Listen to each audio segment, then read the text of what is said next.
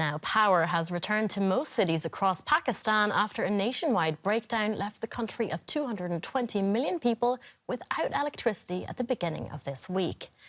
Train services, like here in Lahore, had come to a standstill, with internet, mobile phone services and ATMs also out of action.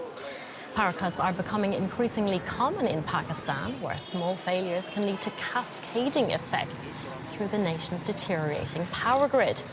The latest outage comes at a difficult time, with the economy already facing pressure from inflation and dwindling foreign exchange reserves. Here's what the Pakistani energy minister had to say about the situation.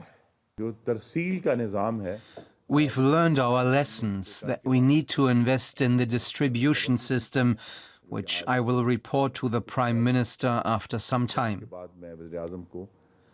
But the power is fully restored. We are vigilant in making sure that such incidents do not occur again. And we have to make investments in laying the lines as well as their safety. And to talk more about this, I'm joined by our reporter, Warda Imran. Warda, thank you so much for coming on. Now, you've been to Pakistan recently, where power outages really happen quite often. How do people deal with them? Well, I was actually in Pakistan in November. That was quite recent. And we have what we call load shedding, which is basically scheduled power cuts. So you're kind of halfway prepared for them. So I'd faced a lot of them when I was back home. But rare are these kind of like nationwide over 24-hour outages. My family was actually struggling quite a lot. I couldn't get in touch with them for so long. So many of my friends who work remote or from home had to struggle to go from house to house looking for backup power generators.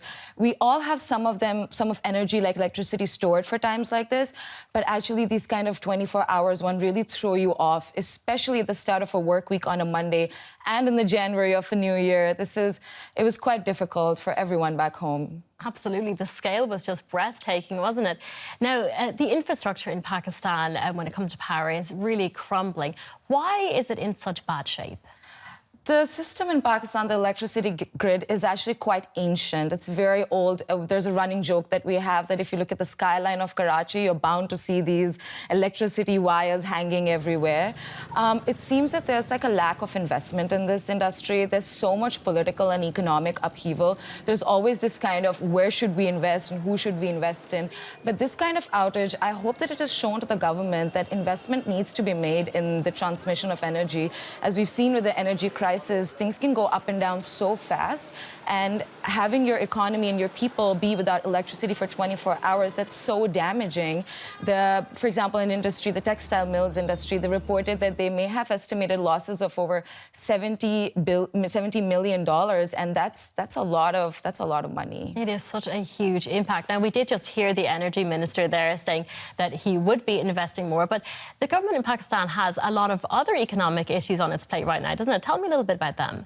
I mean, so after the floods of summer 2022, things have just been going downhill. The IMF review is also pending. That's something that's really high on the government's agenda, is to achieve this, because a lot of analysts say that might solve a lot of the problems that we have right now. Now, some of the requirements that the IMF has put through is to impose more taxes and remove some of the subsidies. That means things will become more and more expensive for the people of Pakistan, including electricity and energy prices.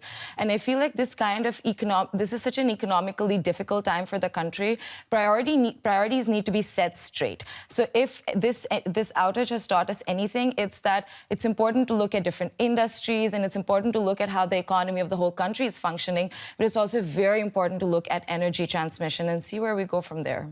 Absolutely. Warda Imran, thank you so much for coming on. Thank you.